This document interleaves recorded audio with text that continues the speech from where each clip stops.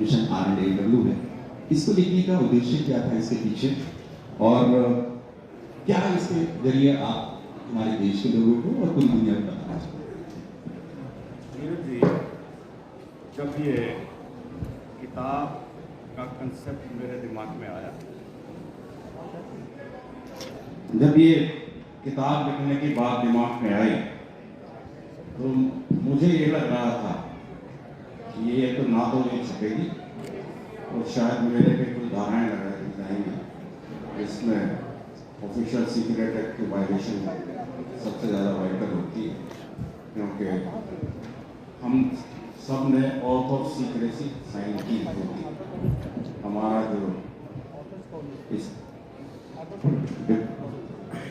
Department में जब join किया तो सबको ऑथ ऑफ सीक्रेसी साइन करनी पड़ती है, तो हमने भी की हुई थी, लेकिन मैंने थोड़ा दुस्साहस किया, और वो इसलिए किया कि जो ये हमारे आने वाली जनरेशन यंगस्टर्स हैं, इनको पता तो चले ये है क्या। आजकल CIA पे किताबें लिखी जा रही हैं, KGP पे लिखी जा रही हैं, उनकी वो एजेंसियों का पोर्टफोलियो तो हमारे से काफ़ी बड़ा है, उनकी दुनिया में वो तो दुनिया में दूसरे कोने में भी ऑपरेशन करते हैं। हम लोग तो अपने आसपास की कंट्रीज में ही ज़्यादातर इन्वॉल्व हैं। तो ये दुस्साहस मैंने इसलिए किया कि मेरे देश की आने वाली यंग जनरेशन को यहाँ के बारे में पता होना चाहिए। जैसे मिशन रॉ है किताब, इसमें ये सब लिखा गया है कि इस इंटेलिजेंस का इंक्लूडिंग आईबी देश आजाद होने के बाद से लेके अब तक क्या कंट्रीब्यूशन, और वो खुल के हमने लिखा। 70 वार को मैंने पूरी तरह एनालाइज किया। 71 वार जो बांग्लादेश की लिबरेशन की थी। अब ये यंग जनरेशन है, आपको ने देखा होगा 14 दिन में हमारी आर्मी ने ढाका पे जाके कब्जा कर दिया था, पाकिस्तान आर्मी के 93,000 सोल्जर जो है उनको सरेंडर कराया था। तो ये ऑपरेशन आर्मी का सिर्फ 14 दिन था, लेकिन ये 6 दिसंबर 71 को शुरू हुआ था, 4 को, और 16 को शायद खत्म हो गया था। 16 दिसंबर को उन्होंने सरेंडर कर दिया, 16 दिसंबर को। लेकिन ये हुआ क्या था कि मार्च 71 में जब यहाँ लाखों शरणार्थी आ गए थे, और जिसमें ज़्यादातर हिंदू थे, जो वहाँ से उनको इन्होंने प्रताड़ित किया था, और वहाँ पे हमारे बंगाल में या इधर त्रिपुरा इस साइड में ईस्ट पाकिस्तान के चारों तरफ वो सोल्जर हमारे शरणार्थी वो आ गए थे, और उससे बहुत बड़ी समस्या देश के लिए हो रही थी। हमारी इकॉनमी पे बड़ा असर पड़ रहा था। तो उस वक्त हमारी प्रधानमंत्री जैसे इंदिरा गांधी थी, जो काफ़ी रेयर लेडी थी, बोल्ड थी हर तरह से। उन्होंने उस वक्त general Manik Shah army chief थे, और आरएन काव हमारे रॉ के चीफ, उन दोनों को बुलाया। तो उन्होंने कहा, जनरल, मैं पाकिस्तान के इस हिस्से को लिबरेट कराना चाहती हूँ, क्या आपके आर्मी तैयार? जनरल मानिक शाह ने कहा था, मैंने किताब में नरेट किया है, कि मैडम, हमारी आर्मी जो है हर ऑफेंस के लिए नहीं बनी, अपनी सेल्फ डिफेंस के लिए बनी। तो हमने आज तक ऐसा कोई ऑपरेशन किया नहीं। तो इंदिरा गांधी ने कहा कि जनरल, आप तैयारी करो, और जब आप तैयार हो जाए तो मेरे पास आ जाना, फिर इस पर हम ईस्ट पाकिस्तान पे एक्शन लेंगे। मानिक शाह चले गए, फिर काव साहब बैठे थे। काव साहब को कहा कि अब आप करिए अपना काम। काव साहब ने मार्च से ऑपरेशन शुरू किया, और जो वहाँ से रिफ्यूजी आए थे कुछ अपने। आज का दिन बेहद खास है, आज क्योंकि बसंत पंचमी का पावन पर्व भी है, और हमारे देश की सुरक्षा के लिए भी एक बहुत बड़ा दिन आज का माना जाता है, 14 फरवरी। वैसे तो पूरी दुनिया वैलेंटाइन डे के नाम से जानती है, लेकिन हम भारत में, जो हम भारत के लोग हैं, सुरक्षा तंत्र से जुड़े लोग हैं, वो सभी इसको देखते हैं कि आज 5वीं बरसी है पुलवामा अटैक की, जो कि हमारे देश पर अब तक के सबसे बड़े टेररिस्ट अटैक में से एक हुआ था। और उसके बाद भारत ने एक बड़ी बालाकोट एयर स्ट्राइक की थी। तो ऐसे ही शख्स हमारे साथ आज जुड़े हुए हैं, क्योंकि हम लोग जानते हैं कि भारत के जो सैनिक हैं, सोल्जर्स हैं, उन सबको तो सब पहचानते हैं, देखते हैं, लेकिन हमारे देश में ऐसे भी सैनिक हैं जो यूनिफॉर्म नहीं पहनते हैं और जिनको आम आदमी इंसान उनको नहीं पहचान पाता है, देख नहीं पाता, लेकिन उनका जो डेडिकेशन है हमारे देश के लिए, हमारे देश की सुरक्षा के लिए, वो कहीं से भी कम नहीं होता है। हम लोग देखते हैं कि सोल्जर्स को जो बॉर्डर्स पे रहते हैं, हमारे देश की सीमाओं की सुरक्षा करते हैं, उन सबको मेडल्स मिलते हैं, लेकिन जो अननोन सोल्जर्स होते हैं उनके बारे में, उनकी कहानियां बहुत लंबे समय बाद हमें पता चलती है, 40-50 साल बाद। जैसे अभी राजी फिल्म आई थी जिसमें दिखाया है कि किस तरह से एक एजेंट ने अच्छा काम किया फीमेल में। तो आज जब हम लोग कहानियां सुनते हैं, तो आज हमारे सामने वही एक जो अननोन सोल्जर है, हालांकि अब उनको पहचान की जरूरत नहीं है। हमारे साथ आर के यादव साहब हैं, जो हमारे देश की सबसे बड़ी इंटेलिजेंस एजेंसीज में से एक, रिसर्च एंड एनालिसिस विंग रॉ के अधिकारी रहे हैं। स्वागत है सर आपका। और thank you Yadav sir, thank you Piyush ji, Prabhat Prakashan, जो मुझे ये अवसर प्रदान किया है कि मुझे आज यादव सर के साथ बैठकर चर्चा करने का अवसर जो मिला है। मैं खुद यादव सर का फैन रहा हूँ, इसलिए क्योंकि रॉ में रॉ को छोड़ने के बाद भी उनका नेशनल सिक्योरिटी में बहुत बड़ा योगदान रहा है। रॉ के बारे में बहुत जानकारियां सामने नहीं आती थी, लेकिन ऐसे समय में जब रॉ के बारे में, आईबी के बारे में लोग बोलते भी कम थे, तब यादव सर जो है मुखर तरीके से आके टीवी में हम लोग इनको देखा है, इंटरव्यूज इनके देखे हैं, न्यूज़पेपर्स में आर्टिकल्स इनके देखे, और बुक जो रिलीज हुई है मैं खुद पढ़ चुका हूँ और चाहूँगा कि सभी लोग पढ़ें। मिशन RAW, मिशन रॉ, और साथ ही नीदर बॉम्बिंग गंगा, दोनों ही किताबें बेहद ही अच्छे तरीके से बहुत रिसर्च करके लिखी गई किताबें हैं सर। तो सर हम लोग शुरुआत करते हैं। प्लीज जी हम लोग इंटेलिजेंस के ऑफिसर भी थे, इवन के राजस्थान आर्म प्रोसिक्यूटरी उसके सोल्जर और कितने लोगों को ट्रेन करके मुक्ति वाहिनी नाम की फौज बनाई और उसको पाकिस्तान, ईस्ट पाकिस्तान में इन्फिल्ट्रेट किया। और उन्होंने मार्च से दिसंबर तक पाकिस्तान आर्मी का ये हाल कर दिया था कि वो लड़ नहीं रहे थे, वो छुप रहे थे अपनी कैंपेन में, और वो ये कहते थे कि किसी तरह हमें बचाओ। काफी ब्रिज पुल थे वो उड़ा दिए थे, और उन पे जो घातक हमले हुआ करते थे, उससे वो आर्मी थर्रा गई थी, और ये था कि वो सरेंडर करने के लिए घूम रहे थे, बहाना ढूंढ रहे थे। और यही हुआ कि जब इंडियन आर्मी गई यहाँ से, तो उन्होंने रास्ते में नदियों के पुल वगैरह उड़ा दिए थे पाकिस्तान आर्मी ने, ताकि ढाका तक ना पहुंचे। लेकिन फिर भी हमारी आर्मी ने, जो दुनिया में सबसे ऊपर रेटेड आर्मी कही जाती है, सबसे बहादुर आर्मी कही जाती है, 14 दिन के अंदर 93,000 पाकिस्तानी फोर्स को सरेंडर कराया। और तब शेख मुजीबुर रहमान वहाँ के प्रधानमंत्री बने थे, और वो हमारे गेस्ट भी थे यहाँ। और ये जो आजकल जो प्रेसिडेंट है, ये तो पढ़ी भी यहीं पे हमारे वो हमारी गैस थी। तो बांग्लादेश के लिबरेशन में हमारी इंटेलिजेंस, जिसका मैं हिस्सा रहा हूँ, मेरी भूमि वहाँ पे हुई है। मैं एक रूरल बैकग्राउंड का स्टूडेंट था, हमें कुछ ज्ञान नहीं था, और इसमें ज्वाइन करने के बाद हमारे आस पड़ोस में कोई इंग्लिश के लेटर लिखने वाले नहीं थे। और इस संस्था को मैं पूरा क्रेडिट देता हूँ कि उन्होंने मुझे ऐसे ग्रूम किया कि मैंने इंग्लिश में किताब लिखी। और इस किताब को हमारे पत्रकार बंधुओं ने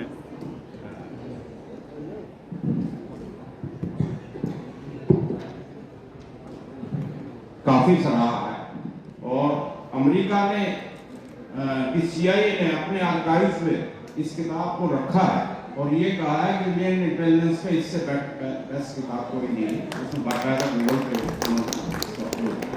और ये क्रेडिट मैं अपनी संस्था रिसर्च एंड एनालिसिस पे को दूंगा।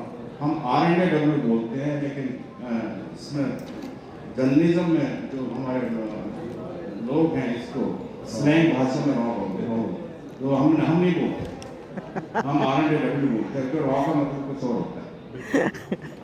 मैं इसमें जो यादव सर ने जानकारी दूंगा कि मेरा पहला इंटरव्यू नीरज जी ने साउथ ब्लॉक से लिया था, वो आज तक बड़ा पॉपुलर है, जो कि हमने मेरे ख्याल में बॉम्बे 26/11 पे किया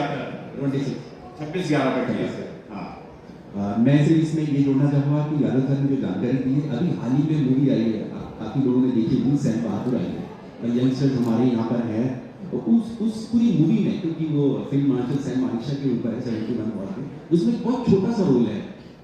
लोगों ने उसको सरसरी तौर से देखा होगा, निकल भी गया होगा, वो जहाँ इंदिरा गांधी बैठी हुई है प्रधानमंत्री, और जहाँ वॉर रूम में मीटिंग हो रही है और एक शख्स आता है, बहुत 10 सेकंड का शॉट है उसका, वही अपने आनंद राव साहब थे, जो आके कहते हैं कि मैच तैयार है, जो मैच जो लाके देते हैं वो रॉ के उस टाइम के चीज थे उस वक्त के, उनका बहुत छोटा सा रोल उसमें दिखाया गया था, लेकिन बहुत बड़ा रोल, जैसे कि यादव सर की बुक में मेंशन किया गया, पूरी डिटेल दी गई है 71 वॉर की।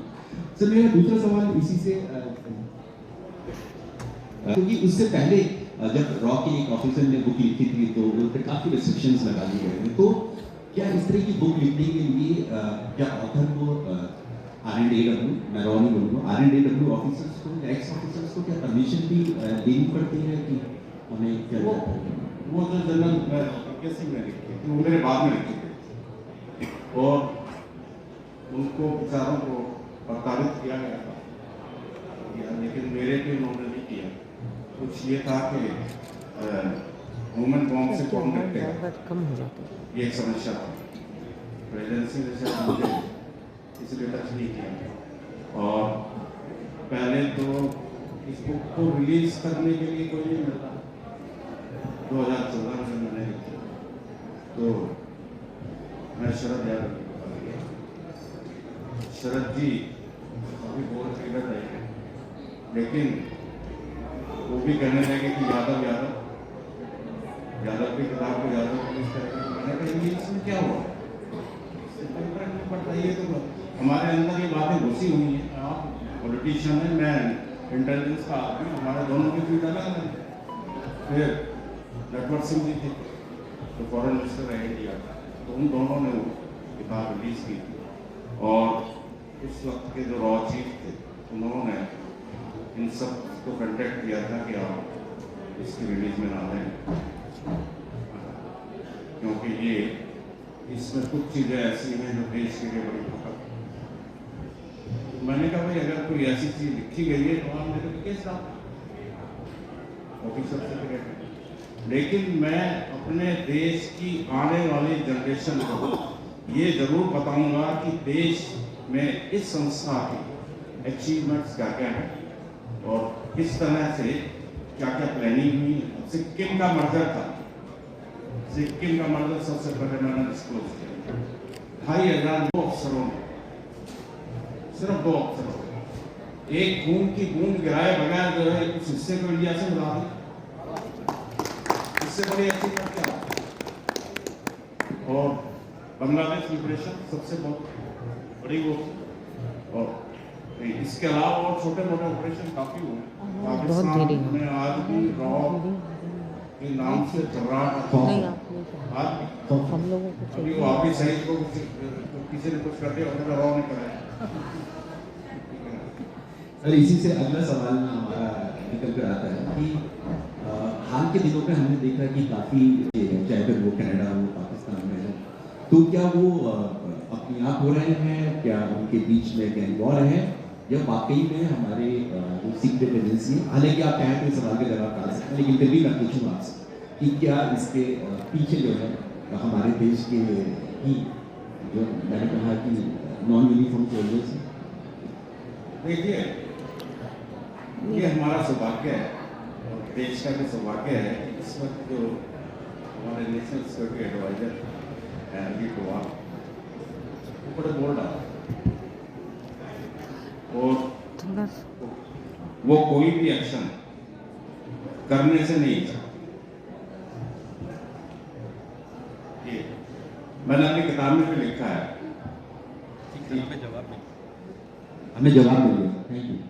मैंने और किताब को कुछ और एक हिस्सा आपसे डिस्क्लोज कर रहा हूँ कि मैंने इनको कहा कि श्रीलंका में चाइना घुस रहा है। डोभाल साहब से पूछा, प्राइवेट मीटिंग में हम दोनों मिले थे, तो मैंने ये राजपक्ष से ज़्यादा जो है सारे एंटी इंडियन हैं और ये चाइना तो हमारे इसमें समुद्र में लेके आ रहे हैं हमारे बॉर्डर। डोभाल साहब को एक एक्टिविस्ट साहब कह रहा कर तो दिया इनको सीधा ये मैंने किताब में डिस्क्लोज किया, लिखा है इसलिए मैं डिस्क्लोज कर रहा हूँ। तो ये काफी बोल्ड ऑफिसर है और ये किसी हद तक जो कनाडा की बात कर रहे हैं ये कहीं भी जा सकते हैं और I am proud of it. बिल्कुल सर। अगला सवाल भी रॉ के फाउंडर थे वो और अजीत डोभाल, इन दोनों का फोटो हमने सेलेक्ट किया तो बड़ा अच्छा फोटो है। और सर उसी का नतीजा है कि अब श्रीलंका में हाल ही में श्रीलंका ने मना कर दिया कि चीन का कोई चाइना का कोई वॉरशिप सबमरीन नहीं आएगा, और जब उनका अभी इंडिपेंडेंस डे था लास्ट मंथ, तो हमारी सबमरीन जो थी वो वहाँ गई थी कोलंबो पोर्ट पे गई। और इसका ऑपरेशन की मैं आपको बताऊं, रॉ के एक ही ऑफिसर ने किया सारा, और उनका नाम था तिलंगो। वो रॉ का चीफ बनने चाहिए थे वो आदमी, लेकिन किसी वजह से नहीं बन पाए, वो मैं यहाँ नहीं बता सकता। सर आप ऑपरेशन पवन की बात कर रहे हैं जो श्रीलंका में जो किया गया था, जो अभी बातचीत कर रहे हैं श्रीलंका वाला ऑपरेशन जो जिससे मूवी भी बनी थी, तिलंगो एक ऑफिसर थे, उन्होंने अकेले नहीं किया। बिल्कुल वो दिखाया था, मूवी में थी जो अभी हाल में आई थी जॉन अब्राहम की मूवी में, उसमें जो ऑफिसर थे वो साउथ इंडियन थे। हाँ ठीक है सर। अगला सवाल इसी से खड़ा होगा कि आपने अपनी बुक में रॉ के ऑपरेशंस के बारे में तो बहुत जानकारियाँ दी, 71 वॉर और सिक्किम का ब्रेडलेस हमने जो है वहाँ पर कू करके अपने भारत में उसको शामिल किए। आपने रॉ की लीडरशिप के बारे में, जैसे आपने खुद कहा कि काफ़ी रिस्ट्रिक्शंस लगाई जाती थी, आपने RNAW की लीडरशिप के बारे में जो वहाँ पर, क्योंकि सीक्रेट एजेंसी है, ऑर्गेनाइजेशन है, तो उसके बारे में बहुत सारी जानकारियाँ बाहर नहीं आती, लेकिन आपने उसके बारे में लिखा, तो क्या अभी भी आप ट्रैक करते हैं RNAW की लीडरशिप? और आपको क्या लगता है कि आपको ये गड़बड़ी इस government with in the government, जो आपने वर्ड यूज़ किया अपनी बुक में कि RNAW है government with in the government है, या अब हमारी जो देश की जो सिक्योरिटी है, जैसे आपने खुद कहा NSA अजीत डोभाल है उनके हाथों में है, तो अब ऐसी गड़बड़ नहीं हम लोग देख पाते इसे बात? इसके देखिए, कनाडा का जिक्र किया था, आप क्या समझते हैं वहां पे कुछ हो रहा है वो अपने आप हो, ये आपको इस पर खुद ही सोचना चाहिए। जो देश के खिलाफ किसी भी कोने में काम करेगा उसको जो प्रेजेंट लीडरशिप है हमारी रॉ वो बख्शेगी। वाह, ये मैं अपनी सेल्फ कन्विक्शन से कह रहा हूँ, मैं ये नहीं कह रहा हूँ कि मैं उनसे मिल रहा हूँ या उन्होंने मुझे बताया, मैं अपनी सेल्फ कन्विक्शन से कह रहा हूँ और मैं कॉन्फिडेंट हूँ। हाफिज सईद अब रावलपिंडी आर्मी हेडक्वार्टर के अंदर बैठा हुआ है, अपना घर छोड़ के, घर छोड़ दिया उसके घर के पास भी एक क्लास हुआ और उसका भतीजा भी मार दिया गया है। तो जो देश के खिलाफ हमारे पड़ोसी देशों में कुछ ऐसे एलिमेंट हैं जो हमारे खिलाफ काम करेंगे तो वो अब सुरक्षित नहीं है, ये मैं दावे से कह रहा हूं। और इसका उदाहरण हमने देखा कि जब पुलवामा में अटैक हुआ, आज ही के दिन हुआ था 2019 में, तब हमने किस तरह से 12 डेज में हम लोगों ने उसका बदला लिया। और भारत की अब जो स्ट्रेटेजी है, रणनीति है कि छेड़ोगे तो छोड़ेंगे नहीं। नीरज जी, एक किस्म से वो आपने देखा, हमने एयर अटैक किया पाकिस्तान, ये तो it is beginning of an war. ये लड़ाई वो पाकिस्तान वाले कुछ भी कहेंगे, हमारे यहाँ तो किसी की कोई कैजुअलिटी नहीं हुई, कोई नुकसान नहीं हुआ, उसका कोई, लेकिन हमारे प्लेन्स गए तो अटैक किया था। ये एक किस्म से it is sort of indirect war. इस वक्त हमारी जो लीडरशिप है वो भी, और जो हमारे कॉम्पिटेंट ऑफिसर्स हैं, ये उनकी वजह से सब हो रहा है। ठीक है। जब उस वक्त जब आपने अपनी बुक में लिखा है कि 60 के दशक में जब चीन जो है अपना न्यूक्लियर परीक्षण कर रहा था, एक न्यूक्लियर स्टेट बनने की कोशिश कर रहा था, तब हमने अमेरिका के साथ मिलकर, CIA के साथ मिलकर एक न्यूक्लियर डिवाइस नंदा देवी पर्वत पर लगाया, और उसके बाद फिर वो पता नहीं चल पाया कि क्या हो रहा है। तो क्या आप आज भी ऐसा कुछ स्थिति देखते हैं कि 60 के दशक में जब चीन बहुत एग्रेसिवली, हमने देखा था 62 का युद्ध हुआ था, और आज एक बार फिर ऐसी स्थिति हम लोग देख रहे हैं कि चीन बहुत एग्रेसिव तरीके से हमारे बॉर्डर्स पे देख रहे हैं। 2030 में गलवान वैली का क्लैश हुआ। हाल ही में हमारे देश के रक्षा मंत्री ने भी कहा कि जो हम लोग उत्तराखंड में, हिमालयास में, हायर हिमालयास में जो हम लोग डिसास्टर्स देख रहे हैं, वो नेचुरल डिसास्टर्स नहीं है, वो दूसरे देश की करतूत हो सकती है। तो क्या आपको इसमें कोई ऐसा कुछ दिखाई देता है? ये आपके दो सवाल हैं। पहले मैं न्यूक्लियर बॉम्ब इन गंगा के बारे में बता, क्योंकि ये नाम जो है ये ही डरावना है, न्यूक्लियर बॉम्ब इन गंगा। ये ऐसा हुआ था कि एक ऑपरेशन अमेरिका ने प्लान किया था, CIA ने, और अक्रॉस द हिमालय, शिनजियांग एक प्रोविंस है चाइना, उसमें उन्होंने एटॉमिक ब्लास्ट किया। ये 65 में किया। तो ऑब्वियसली दुनिया का सबसे बड़ा दादा है अमेरिका,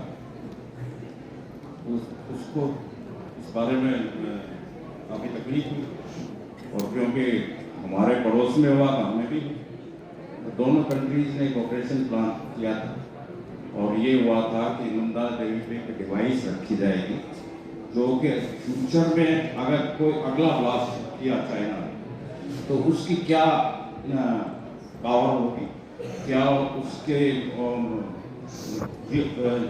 जियोपॉलिटिकल कॉन्सिक्वेंसेस होंगे, और क्या हमारे एनवायरनमेंट में फर्क पड़ेगा, ये पोल्यूशन पे क्या फर्क पड़ेगा। ये सब चीज़ों को मॉनिटर करने के लिए एक डिवाइस बनाई है, और उस डिवाइस को नंदा देवी पे रखने का सारा प्लान करके हमारी एक टीम यहाँ से गई थी माउंटेनियर्स की, जिसका एक हमारे पुराने सरदार जी माउंटेनियर हुआ करते थे, मनमोहन सिंह पौड़े, ये 3 दफा माउंट एवरेस्ट पे चढ़ चुके, तो उनके सुपरविजन में टीम गई थी, और जो डेजिग्नेटेड प्लेस था उससे जब 400-500 फीट ये टीम के मेंबर रह गए थे, तो बड़ी तेज ब्लिज़ार्ड आया, ब्लिज़ार्ड जो बर्फ का तूफान आ गया।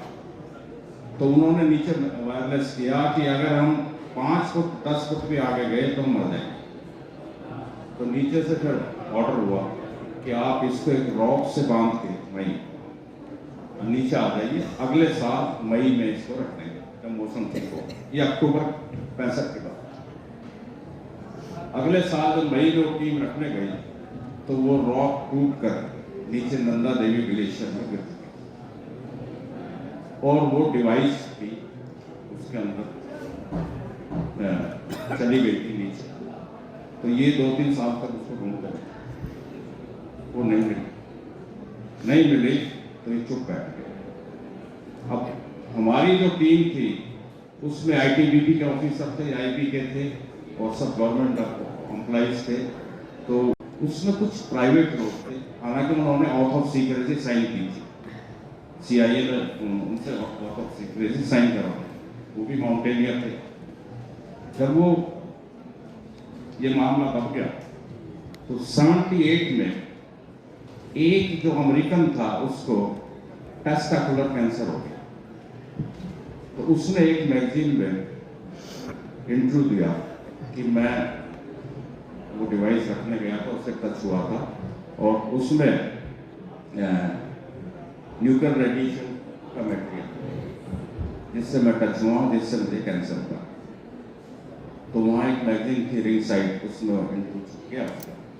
ये 78 की बात थी। तो मोरारजी देसाई हमारे प्राइम मिनिस्टर थे, तो पार्लियामेंट में ऑब्वियसली शोर मचा और फिर ये डिसीजन हुआ कि भाई साइंटिस्ट की कमेटी बैठेगी, वो इसको एनालाइज करेगी, इसके कॉन्सिक्वेंसेस देखेगी और क्या आगे कुछ सजेशन वगैरह देगी। अब उसके बाद 79 में मोरारजी की गवर्नमेंट कर गई। उस कमेटी ने 94 पेज की एक रिपोर्ट बना के गवर्नमेंट को दी और वो रिपोर्ट फिर साउथ ब्लॉक की एक अलमारी में बंद हो गई। ये रिपोर्ट की एक कॉपी मेरे पास आ, इसके बारे में कुछ नहीं बताऊंगा। उसके बेस पे फिर ये किताब न्यूक्लियर बॉम्ब के अंदर। तो मैं एक्सपेक्ट कर रहा था कि शायद ऑफिशियल सीक्रेट एक्ट लगाएंगे, ये रिपोर्ट कहाँ से आई, कैसे आई, लेकिन कुछ भगवान का शुक्र है, कुछ इनकी बुद्धि ठीक रही, वो मैं कहूँगा कि मेरे पे कोई एक्शन कुछ नहीं हुआ। और ये किताब वो है, वो डिवाइस आज भी पड़ी हुई है उसमें, और उसकी मैं ये बताना चाहूँगा कि जो नागासाकी पे बॉम्ब डाला था उसमें एक मटेरियल है, इसको PU-238 बोलते हैं। ये न्यूक्लियर रेडिएशन मटेरियल है PU-238, ये आप गूगल में सर्च करना, ये काफी पॉइजनस है। तो ये नागासाकी पे जो बॉम्ब डाला था अमेरिका ने 6 अगस्त 45 को, तो वो बॉम्ब डाला था, तो उसमें ये PU-238 था, 6.5 किलो। और अमेरिका को ये नहीं पता था कि ये इतना डेंजरस है। उन्होंने इसको बगैर टेस्ट किए जल्दबाजी में बम बनाया और ले जाके नागासाकी में डाल दिया। एक रात में 75,000 लोग जापानीज मरे थे और बाद में लाखों क्रिपल हुए और उनको कई तरह की बीमारियां लगी। आज तक भी सुनते हैं कि उसका असर है। वो 6.5 किलो PU-238 था और नंदा देवी ग्लेशियर में जो पड़ा हुआ है वो 1.75 kg। और इसलिए मैंने इसका टाइटल ये रखा कि न्यूक्लियर। इन्होंने खूब उसको तलाश किया है, लेकिन वो वहीं पे पड़ा हुआ है। अब ये अमेरिकन कहते हैं कि वो जिस डिब्बी में बंद है वो डिब्बी 100 साल तक नहीं खुलेगी, बिल्कुल ऐसा। अब अमेरिकन झूठ बोलने में बड़े माहिर हैं, तो उनके किसी बात को मैं भी यकीन नहीं करूँगा। और हम 100 साल भी मान लेते हैं तो 65, 35 और 24, 59 तो हो गए फिर। और ये नॉर्मल सर्कमस्टांसेस में नहीं पड़ी, ये ऐसे टेम्परेचर में है कि माइनस पता नहीं कितना है वो नीचे। तो वो डिब्बी इतनी इफेक्टिव है कि हम ये कोई भी गैस नहीं कर सकता। तो वो कभी फट गई तो पूरी गंगा हमारी जहरीली हो जाएगी और ये न्यूक्लियर रेडिएशन मटेरियल इसमें मिक्सअप हो जाएगा। ये इस बुक किताब का क्रक्स है। नई सदी, नया साल, नया महीना, खबरें भी नई। चंद्रयान से आसमान तक, देश से विदेश तक, बाजार से जन सरोकार तक, सब पर है हमारी पकड़। देखिए खबर सदीनामा, सदीनामा, सदीनामा।